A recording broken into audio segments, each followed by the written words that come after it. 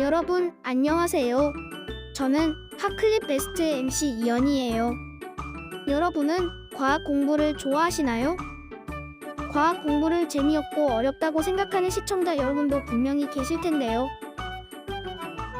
그래서 저 이연이가 쉽고 재밌게 과학 상식을 배울 수 있는 핫클립 영상을 준비했습니다. 오늘은 어떤 핫클립이 있는지 지금 소개합니다.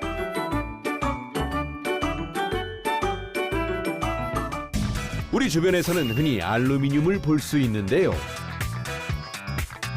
주방에서 자주 쓰는 포일부터 음료수 캔, 껌종이, 초콜릿 포장, 과자 봉지 등 주로 음식물 보관에 이용합니다. 그 이유는 알루미늄이 가진 독특한 특징 때문인데요. 이를 알아볼 실험이 있습니다. 준비물은 다 먹고 비운 음료수 캔과 양초, 라이터, 휴지, 테이프 등입니다. 자, 그럼 먼저 초의 불을 켜볼게요. 자, 이제 초의 불을 켰고요. 이렇게 켜고 휴지를 초에 갖다 대면 어떻게 될까요? 이 타죠. 이렇게 탑니다. 어린이 여러분은 꼭 조심하셔야 합니다. 자, 아무튼 이렇게 휴지는 바로 타는데 알루미늄 캔에 휴지를 밀착시켜서 감싸고 그 다음에 이걸 테이프로 붙여줄 거예요. 자, 이렇게 알루미늄 캔에 휴지를 밀착시켜서 감싸고 테이프로 고정을 해줬어요. 이 캔을 잡고 촛불 위에 올리면 과연 탈까요? 안 탈까요? 휴지로 싼 캔을 가까이 대보는데 어휘? 불이 붙어 화르르 타버릴 거라는 예상과는 달리 잠잠히 그을리기만 할 뿐. 보이시죠? 그을름만 생기고 타지 않았습니다. 아까는 타서 재가 되어버렸는데요. 이번에는 휴지가 타지 않았어요. 어떻게 이런 일이 일어날 수 있느냐? 그건 바로 이 알루미늄 캔 덕분입니다. 휴지를 알루미늄 캔에 밀착시키고 촛불로 가열하면 열 에너지가 휴지가 아닌 알루미늄 캔으로 전달되어 휴지의 온도가 발화점 이상으로 높아지지 않아 타지 않게 됩니다. 알루미늄은 그만큼 열을 전달하는 능력인 열 전도율이 뛰어난 물질인데요. 알루미늄은 일반 철보다도 열 전도율이 뛰어납니다. 일상에서도 이런 원리를 이용한 경우를 찾아볼 수 있는데요.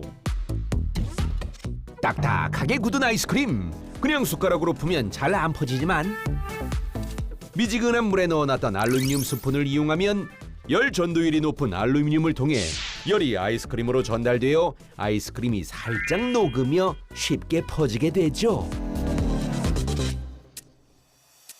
그래서 이 식품 포장지에 알루미늄을 많이 사용한다고 합니다. 자, 이 봉지를 이렇게 뜯게 되면요. 이 안에 보이는 이 은색 부분. 이게 바로 알루미늄으로 만든 막입니다. 이 알루미늄 막이 바깥에서 들어온 열을 빠르게 내보내줘서 안쪽에 있는 식품이 변질되는 것을 막아준다고 합니다. 아 근데 이게 점점 알면 알수록 또 궁금해지는 게 네. 저는 이게 과학인지 아닌지 진짜 아리송한 게 있어요. 어떤 게 그런 뭐냐면 예. 이거 실제 일이에요. 우리 집에 제 와이프 심진아 씨가 네. 한 날 혼자 무슨 얘기를 하길래 난 연기 연습하나 싶었더니 예. 봤더니 집에 있는 그 식물하고 얘기를 하고 있어. 미안해. 내가 어제 물을 못 줬지. 그러면서 처음에 약간 정신이 이상해졌나 싶었어. 아, 근데 이게 지금 식물한테 얘기를 해서 너 이쁘게 잘 자랐으면 좋겠어. 이러면 잘 자란다라는 게 이게 현실적으로 가능한 얘기예요? 그런 얘기들이 한창 많이 떠돌아다녔었죠, 한때. 그래서 그거는 사실은 적절하지는 않고요, 사실은. 그죠? 그런데 사실 이 식물이 감정을 느낀다 혹은 생각을 한다라고 하는 연구는 한두 개가 있는 연구가 아닙니다. 그래서 식물의 어떤 생각의 가능성은 늘 이제 과학자들이 열어두고 있는 내용인데요. 과학자들은 식물이 주변에서 발생하고 있는 소리의 진동수를 감지하고 있다라고 하는 연구도 진행한 바 있고, 이 가까이 함께 자라고 있는 식물이 있을 때 식물들끼리 서로 경쟁적으로 성장한다라고 하는 논문도 발표한 바 있어요.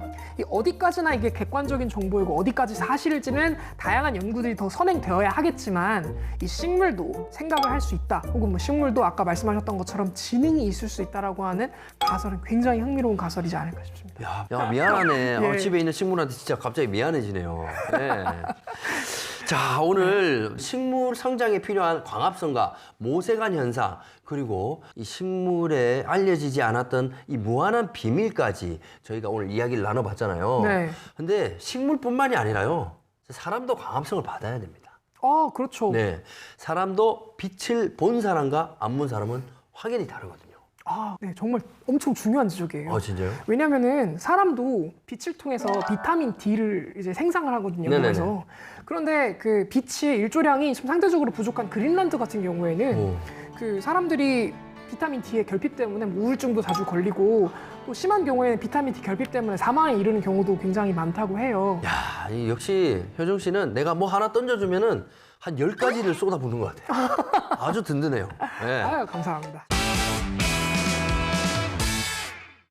탈탄소 정책이 가속화되고 연구와 개발이 지속된다면 꿈의 기술이 더 이상 꿈이 아닐 수 있게 되겠죠?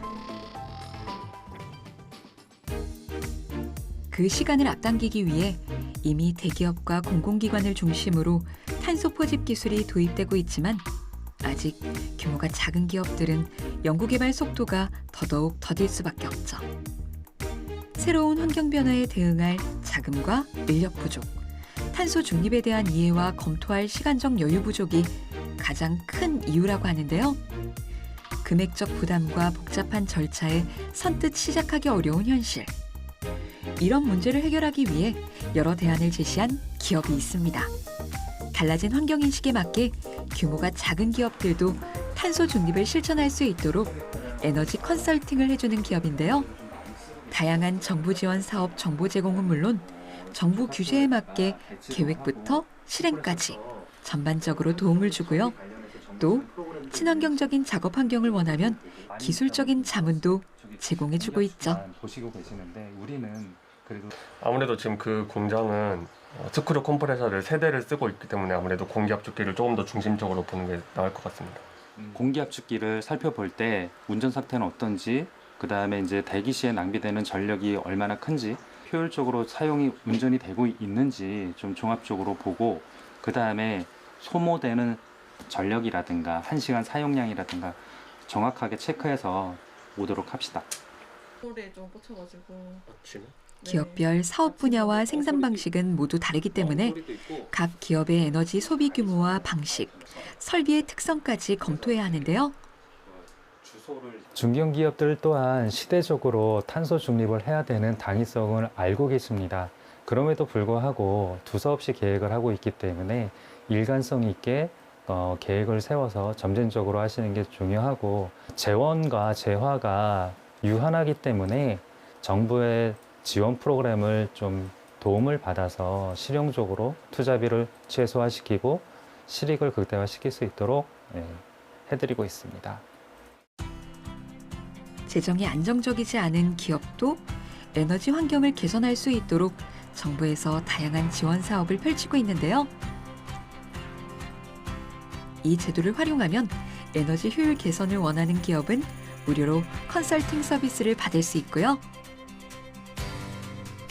필요에 따라 에너지 효율이 높은 장비로 교체하거나 새로 도입하는 데 드는 비용을 지원받을 수도 있죠. 대상 기업이 선정되면 가장 먼저 할 일은 방문 점검입니다. 에너지 사용량과 온실가스 배출량에 따라 대비책이 바뀌는 만큼 정밀한 측정이 필요한데요. 꽤 많은 측정 장비들이 에너지 효율 점검에 동원됩니다. 탄소중립 기술 컨설팅, 탄소저감 설계 관련해서 진단을 할 때 현장에 연소가스 분석기라든가 전력 분석기라든가 탄소중립 진단 장비를 챙겨서 현장에 나가게 되고요. 그리고 연소가스 분석기 같은 경우는 보일러에서 굴뚝으로 빠져나가는 배출가스의 탄소 배출이 얼마나 되는지 전문적으로 측정하는 장비가 되겠습니다. 에너지 효율 개선을 위한 장비뿐만 아니라 탄소 배출량을 직접 탐지하는 장비까지. 알지 못했던 비효율적인 에너지 소비와 탄소 배출을 찾아내고 분석하기 위해 무엇보다 정확한 데이터가 중요하기에 그만큼 다양한 장비들이 사용됩니다. 이처럼 소규모 기업에서 탄소 중립을 실천한다는 건 큰 변화를 감행하는 일입니다. 단순히 에너지 효율이 높은 장비로 교체하는 것에서 끝나는 게 아니라 정밀하게 측정된 데이터를 수집해 꾸준히 모니터링하는 것도 필요하죠. 그냥 캐릭터가 아닌 캐릭터로 만든 도시락이었군요. 정말 대단한데요? 6개월간 약 90여 가지의 작품을 선보였다는 금손 주부. SNS상에서 인기도 만만치가 않답니다. 직접 보여주겠다고 나선 주부. 주방에 들어서자마자 시금치부터 대뜸 데치고 봅니다. 시금치를 데치더니 이번엔 갈고 즙을 짜내기까지. 이번 주인공은 초록색과 연관이 있을 것 같은데 슈렉? 아니면 루이지? 저희 아기 공룡 둘리 만들려고 하는데 오호, 우리의 영원한 친구 둘리가 주인공. 둘리가 초록색이잖아요. 그래서 시금치를 한번 사용해서 둘리를 만들고 있어요. 채소로 색을 표현해 하나하나 정성을 다해 완성하는 캐릭터 도시락. 이번엔 다 된 시금치에 치즈를 넣어주는데 치즈를 넣으면 색깔도 조금 더 약간 연두빛 나게? 둘리가 완전 진한 초록색은 아니잖아요. 색을 약간 중화하고 있어요. 아하, 이렇게 색 조절도 가능하군요. 아니 근데 이렇게 하나하나 만들어서 쓰려면 힘들지 않나요? 식용색소 쓰면 좀 편할 것 같긴 한데 또 아이가 먹는 거다 보니까 이렇게 직접 다 만들고 있어요. 아이가 먹는 음식이기에 최대한 좋은 재료와 정성을 담아 만들어낸다는데요. 랩으로 틀을 잡고 그녀만의 연장으로 둘리의 얼굴을 잡아갑니다. 오, 벌써 느낌이 나는데요? 불이 세지면 노릇노릇해져서 좀 색깔이 안 예쁘게 돼요. 그래서 약불로 천천히 익힙니다. 살짝만 익혀낸 시금치 달걀 지단을 올려줍니다. 이게 바로 둘리의 피부 역할을 하는 거죠. 여기에 달걀 흰자로 눈을 완성하고 동공은 김으로 붙여주네요. 자, 얼마의 시간이 흘렀을까요? 다 됐습니다. 2시간 만에 완성된 오늘의 주인공. 요리봐도 조리봐도 둘리가 완성이 됐네요. 맛도 좋고 모양도 좋고 2마리 토끼를 모두 잡은 캐릭터 도시락. 와, 이렇게 보니 더 닮았어요. 이 모든 캐릭터 도시락의 주인공은 다름 아닌 4살 아들. 특히나 요즘 아들이 푹 빠진 캐릭터가 하나 있답니다. 저희 아이가 자동차를 되게 좋아하거든요. 근데 그 중에서도 특히 소방차를 되게 좋아해서 오늘은 이 소방차 캐릭터인 로이를 한번 만들어 보려고요. 아이가 원한다면 만들어주는 게 인지상정. 자, 다시 만들어 볼까요? 소방차는 빨간색이잖아요. 그래서 빨간 파프리카를 필두로 단단한 물을 지지대 삼아 그 위에 붙여줄 텐데요. 약간 치즈를 살짝 녹여서 이렇게 붙이면 굳으면서 또 잘 붙거든요. 자, 그녀의 손길을 거쳐 조금씩 모습을 드러냅니다. 채소에 고기까지 놓치지 않는 완벽함. 이거 저도 먹고 싶은데요. 이제 거의 다 됐고요. 마지막으로 이 아까 만들어 놓은 모자 한번 올려보겠습니다. 자, 준비된 모자까지 올려주면 아이들이 가장 좋아하는 소방차 완성됐습니다. 와, 채소와 밥만으로 이렇게 만들 수 있다니. 오, 싱크로율 100%. 출발한다? 올라앉아서 먹어야 앉아. 덕분에 반찬 투정이라고는 찾아볼 수 없다는 주인공 가족인데요. 식사 시간만 되면 집중 모드. 아이에겐 천국이 따로 없을 정도라네요. 앞으로도 이 행복이 지속됐으면 하는 바람이 있다는데요. 특별한 특별한 바람은 없는데 지금처럼 아이가 좀 밥을 계속 잘 먹어줬으면 좋겠어요. 그게 가장 큰 바람이죠. 어떠셨어요? 흥미로운 내용들이 많이 있었나요? 여기서 끝이 아닙니다. 재미있고 알찬 핫클립 베스트 이어서 보겠습니다. 우리는 왜 약육 방식이나 지배 관계를 진화에서부터 찾는 걸까요? 그리고 동물의 세계에서 찾는 걸까요? 이 원인은 사회 진화론이라는 가짜 과학 때문입니다. 사회 진화론은 스펜서라고 하는 영국의 사회학자가 처음에 개념을 세웠는데요. 이 사람이 처음 세운 개념은 적자 생존이란 개념이었어요. 물론 진화론의 영향을 받기는 했죠. 하지만 그렇다고 진화론이 가지고 있는 생물학적 개념을 그대로 진화론으로 가져온 건 아니고요. 이름도 사회 진화론이라고 붙이지도 않았습니다. 이 스펜서의 주장 중에 일부는 뭐가 있냐면은 사회는 단순한 것에서 복잡한 사회로 점점 발전해 나간다라는 개념이 있고, 그 과정에서 더 발달한 사회가 덜 발달한 사회를 지배할 수 있다라는 개념이 있어요. 근데 이 개념은 아까 말씀드린 것처럼 진화론하고 아무 상관이 없는 거죠. 그런데 스펜서의 이런 생각들을 물려받은 뒷학자들이 진화론이 굉장히 히트를 치고 사회적으로 붐을 이루다 보니까 이름을 사회 진화론으로 살짝 고쳐서 버린 거라고 볼 수 있습니다. 그래서 영어로도 사회 진화론을 뭐라고 하냐면 소셜 다이니즘이라고 얘기합니다. 하지만 정작 다윈은 소셜 다이니즘에 대해서 이것은 진화론과 아무 상관이 없다라고 얘기를 했었죠. 자, 그런데 이런 사회 진화론은 19세기 중반부터 시작이 돼서 20세기 중반이 될 때까지 영국이나 프랑스 같은 유럽 제국에서 굉장히 유행을 하게 되는데요. 그 이유가 뭐냐면은 당시 유럽이 제국주의로서 전 세계의 식민지를 지배할 수 있는 이데올로기를 제공하기 때문입니다. 아시아, 아프리카, 아메리카 등 당시 영국과 프랑스는 전 세계를 거의 지배하다시피 했는데요. 이들이 지배할 때 무슨 논리를 가지고 지배했냐? 방금 전에 말씀드린 스펜서의 그 논리입니다. 더 발달한 사회가 덜 발달한 사회를 지도할 수 있다. 지배할 수 있다. 그리고 그 과정에서 덜 발달한 사회도 발전할 수 있다.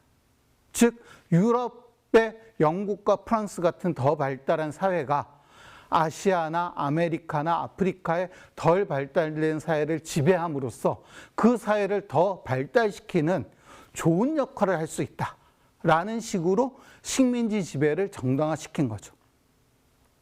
그리고 이 사회 진화론은 식민지 지배뿐만이 아니라 한 나라 안에서 또는 한 민족 안에서도 우월한 존재가, 우월한 집단이 열등한 집단을 지배하는 이데올로기로도 사용이 됩니다. 이 과정에서 우생학이라든가 골상학과 같은 또 다른 가짜 과학도 등장하게 되는 거죠. 은색의 거대한 동체가 구름을 헤치고 하늘로 향합니다. 잠시 후 한 줄기 불길과 함께 휘청이더니 조심스럽게 수직으로 본체를 일으키며 천천히 낙하를 이어가던 발사체가 흙먼지와 함께 땅에 내려앉습니다. 스페이스X의 발사체 재사용 기술은 명실상부한 우주산업의 핵심 역량이 됐습니다. 우주 공간까지 위성을 옮긴 동체가 지표면으로 돌아와 다시 사용되기 위해선 고도의 과학기술이 필요한데요. 저비용의 발사체 재활용 기술은 스페이스X를 현재 위치에 올려놓은 기반이자 전 세계 발사체 시장의 판도를 바꾸는 계기가 되었습니다. 이제 우주 발사체 시장에서 경쟁력을 갖기 위해서는 우리나라 역시 발사체의 신뢰성 확보와 함께 비용 면에서 경쟁력을 가져야 할 때입니다. 개발 초기부터 스페이스X는 부품을 외주를 주지 않고 설계부터 제작에 이르기까지 스페이스X 자체적으로 이루어졌습니다.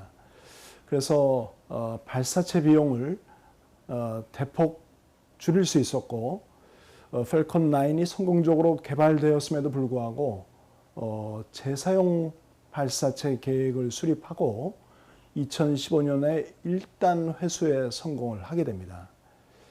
그래서 펠컨 9을 재사용 발사체로 업그레이드 할 수가 있었다는 점이 스페이스X가 전 세계 발사체 시장을 점유할 수 있는 아주 가장 큰 요인이 되었다고 생각합니다. 뉴 스페이스 시대를 맞아 새로운 전환점을 맞이하고 있는 우주산업. 최근 민간 발사체 분야에 차세대 스페이스X를 꿈꾸는 국내 기업들의 활약이 주목받기 시작했습니다. 대형 발사체는 위성을 싣고 우주로 보내기 위해서는 시간이 오래 걸린다는 단점이 있는데요. 최근 소형 위성의 수요가 늘면서 소형 위성을 저궤도에 진입시키기 위한 소형 발사체가 새로운 비즈니스로 자리 잡기 시작했습니다. 위성이 소형화되는 추세에 접어들게 되면서 기존의 그 비싼 대형 위성을 소형의 군집 위성으로 대체하는 시대로 바뀌게 되었습니다. 그러다 보니 소형 위성 발사 수요가 증가를 하게 되었는데 기존의 대형 위성 발사체로만 발사를 하기에는 수요 대비 공급이 너무 부족한 상황이었고, 그렇다 보니 위성 발사체 기업 입장에서는 그 발사 대기 기간이 상당히 길었습니다. 뭐 많게는 2년까지도 가게 되는 그런 맹점들이 좀 있었기 때문에 소형위성 발사체에 대한 수요가 나타나서 저희 같은 소형위성 발사체를 개발하는 기업들이 지금 전 세계적으로 나타나고 있는 걸로 보시면 될 것 같습니다. 더욱 빈번해진 개인정보 유출 사고. 그로 인해 날이 갈수록 중요해지고 있는 보안 기술. 하지만 홍채, 지문, 얼굴 인식은 눈에 보이는 이미지 기반의 인증 수단이라 쉽게 복제된다는 단점이 있는데, 일반적인 생체 인식 기술은 그 복제가 되면서 심각한 문제가 생기고 있습니다. 근데 저희 기술 같은 경우는 그러한 특징을 없애기 위해서 생체의 표면 조직이 아니라 생체 내부 조직을 이용해서 사람을 구분하겠다는 것입니다. 몸속을 읽어내는 차별화된 보안 기술. 다양한 손가락에 전류를 흘려 그 과정에서 사람마다 다른 고유의 생체 정보를 습득하고 구분해내는 원리라고. 여러 가지 패스가 다양한 조합으로 구성되어 있고, 한 가지 조합의 특성에서 비슷한 특성을 가진 사람들이라고 할지라도 나머지 9가지 조합의 특성에서 충분히 그 사람들을 구별할 수 있습니다. 그 분석 정확도를 높이기 위해 다양한 영역대의 주파수를 고루 사용한다는데, 수십 헤르츠 정도의 저주파 대역에서부터 시작을 해서 500kHz 정도 되는 고주파수 대역까지 스캔을 하는 방식으로 다양한 주파수를 선택을 해서 분석을 하고 있기 때문에 훨씬 더 많은 정보를 가지고 분석 정확도를 높일 수 있습니다. 저주파는 표피, 고주파는 세포수까지 모두 스캔해서 개인의 생체 정보를 습득. 따라서 결과값으로 도출되는 주파수 그래프 역시 사람마다 그 모양이 천차만별이라고. 이런 특성들은 사람에 따라서도 다 다르게 나타날 수 있고, 이렇게 선택된 손가락들의 조합의 특성에 따라서도 이렇게 보시는 것처럼 색깔 차이를 보이면서 각각 다른 특성을 보이는 이런 그래프고 나타날 수 있다는 것을 보여주고 있습니다. 이렇게 각자 다르게 도출된 생체 데이터는 인공지능을 통해 분석하는데, 오차 없이 정확하게 분별해낼 수 있는 비밀이 바로 여기 있다. 한 가지 포인트만 측정을 하는 것이 아니라 다양한 멀티 포인트를 기반으로 측정을 하기 때문에 각각 멀티 포인트에서 뽑아낸 특성의 어떤 그런 비율적인 특성을 분석을 함을 통해서 그런 변하는 특성도 같이 반영을 해서 유지를 해서 같은 사람을 인증을 할 수가 있습니다.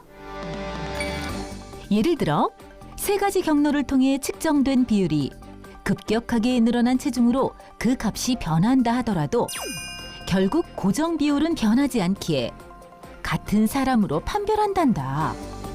신체의 다른 부위도 얼마든지 적용이 가능할 수 있고요. 의자에 앉는다라든지 걸어갈 때 어떤 그런 보행을 본다든지 아니면 뭔가 귀에 이어폰을 꽂는다든지 기술을 확장해 나갈 수 있는 그런 가능성은 얼마든지 열려 있다고 말씀드릴 수 있습니다.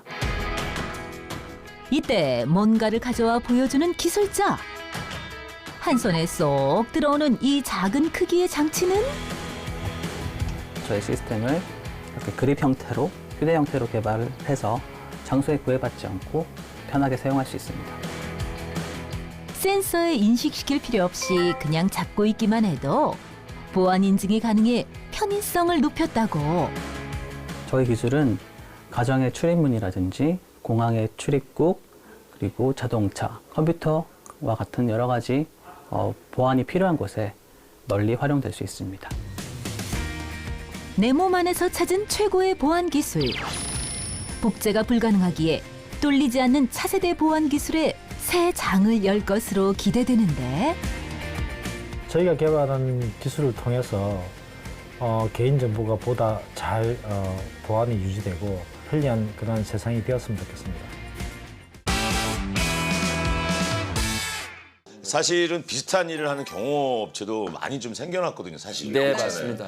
여기서 파생이 됐다고 저는 알고 있는데 업계 1위를 유지하는 어떤 비결이 있으신지. 네.